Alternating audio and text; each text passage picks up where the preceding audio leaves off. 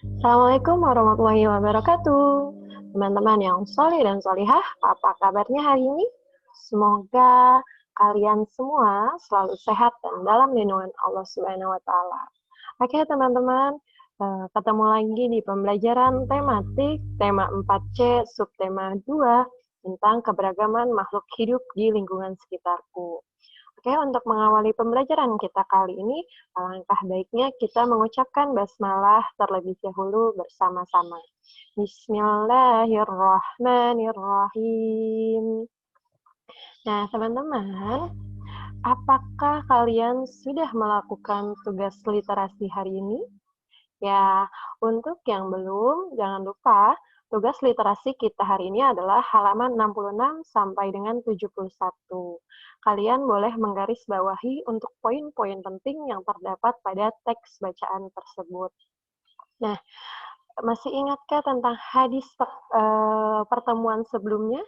Ya, tentang hewan yang ada di sekitar kita. Jangan lupa untuk selalu menyayangi hewan. Nah, ada hadis riwayat Al-Bukhari yang mengatakan bahwa pada setiap yang mempunyai hati yang basah atau hewan, itu terdapat pahala dalam berbuat baik kepadanya. Ya. Nah, adapun hak dan juga kewajiban terhadap hewan peliharaan. Ya, hak itu adalah sesuatu yang kita dapatkan dan kewajiban adalah sesuatu yang harus kita kerjakan. Nah, yang pertama Ibu akan membahas tentang kewajiban. Kewajiban kita terhadap hewan peliharaan yaitu satu, memberikan makan dan minum, yang kedua, membuatkan kandang, dan yang ketiga, menjaga kesehatan hewan. Nah, menjaga kesehatan hewan bisa dengan selalu membersihkan kandang hewan peliharaan, lalu memberikan vaksin agar hewan peliharaan kita kuat, atau mengobati ketika hewan peliharaan kita terluka. Nah, kalau kewajiban sudah kita kerjakan dengan baik, maka kita berhak untuk mendapatkan hak kita dari hewan tersebut. Adapun haknya adalah satu, bermain dengan hewan peliharaan, yang kedua, mendapatkan hiburan, dan yang ketiga adalah memanfaatkan apa yang dihasilkan oleh hewan tersebut. Nah, teman-teman, salah satu hewan peliharaan yaitu contohnya hamster, ya. Nah, hamster di sini suka makan biji bunga matahari atau yang kita kenal dengan kuaci, ya. Ternyata kuaci ini bisa kita manfaatkan juga untuk membuat karya seni yang disebut dengan mozaik. Nah, mozaik sendiri memiliki pengertian suatu seni membuat gambar yang tersusun dari potongan-potongan bahan kecil yang berwarna, contoh kaca, batu, biji-bijian, keramik, dan juga kertas berwarna. Nah, ini adalah contoh hasil karya mozaik. Ya, teman-teman. Dan untuk tugas hari ini adalah membuat mozaik.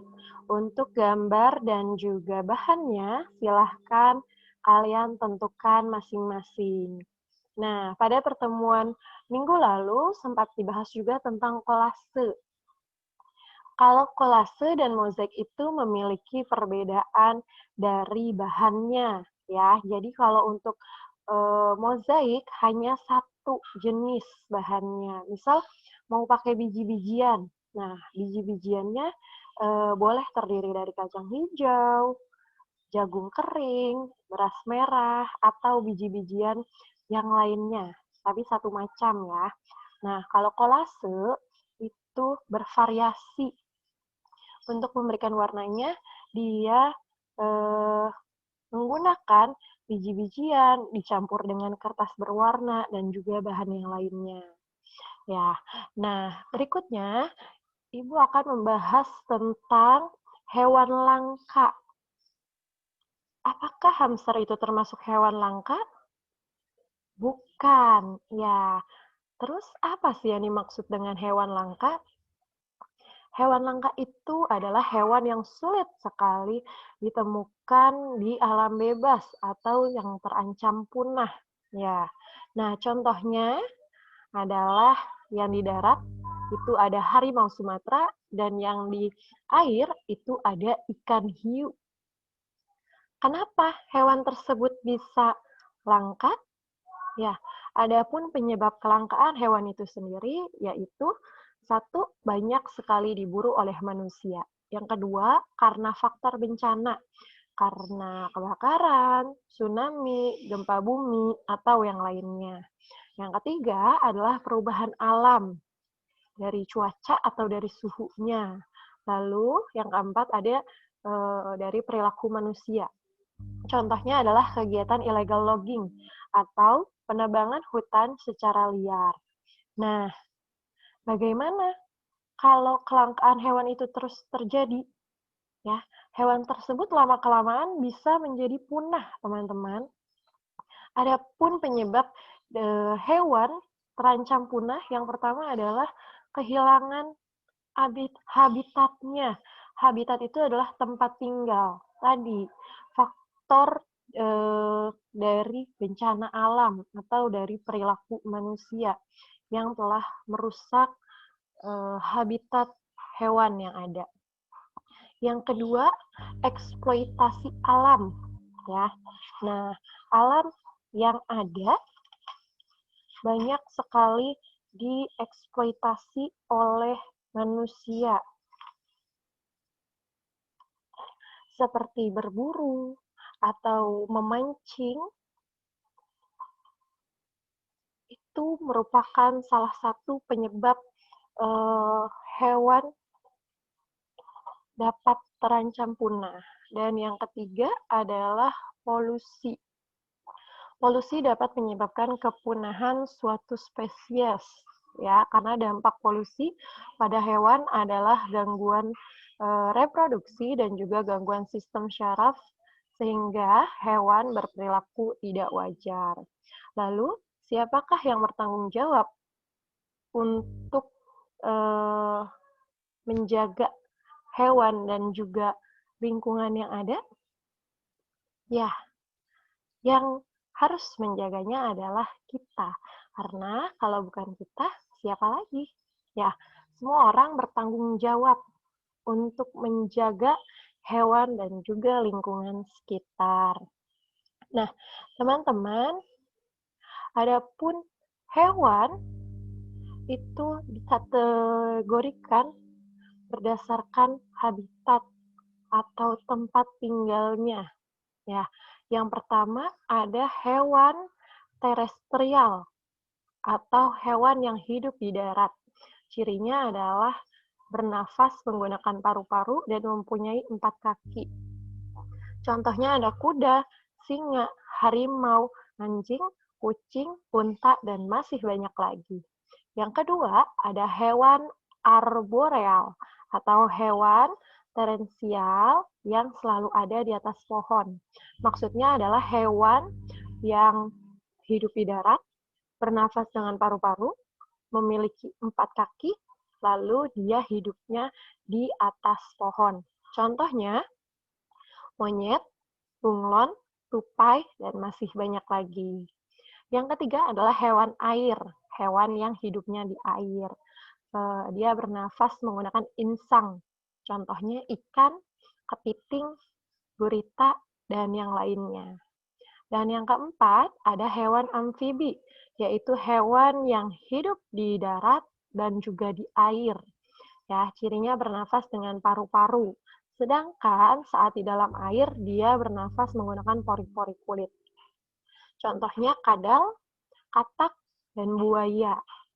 Yang kelima, ada hewan aerial atau hewan yang dapat terbang di udara. Cirinya dia memiliki sayap. Contoh, ada burung, kelelawar, dan juga serangga. Nah, teman-teman, agar hewan-hewan tersebut tidak mengalami kelangkaan atau punah, maka kita wajib untuk bisa melestarikan hewan dan juga tumbuhan. Dengan cara apa? Yang pertama, ada yang dinamakan dengan pelestarian in situ atau pelestarian yang dilakukan pada habitat hewan atau tumbuhan tersebut.